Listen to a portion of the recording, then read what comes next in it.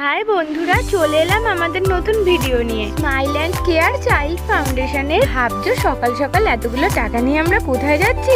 বেশ সকাল সকাল আমরা সবাই মিলে মিট করে ফেললাম উত্তর 24 পরগনা জেলার রাজারহাট অঞ্চলের খড়িবাড়ি এলাকায়। আজ আমরা চললাম সেই শিশুটির বাড়িতে যে দীর্ঘ 3 মাস ধরে ব্রেন টিউমার রোগের সাথে প্রতিনিয়ত যুদ্ধ করে যাচ্ছে। এখন সে হসপিটাল থেকে বাড়িতে এসেছে।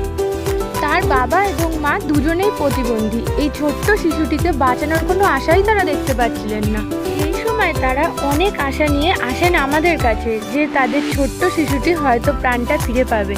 ঈশানকে আমরা 2টো অপারেশন করাতে পেরেছি। এখন ও আগের তুলনায় অনেকটাই সুস্থ আছে আর বাড়িতেও এসেছে হসপিটাল থেকে। আমরা ওর পরিবারকে যতটুকু পারলাম সাহায্য করলাম, তবে এখনও ওর 2টো অপারেশন বাকি আছে, যেটা ডাক্তার বলেছে করাতে হবে। তার জন্য আমরা সাহায্য করব যতটুকু পারবো।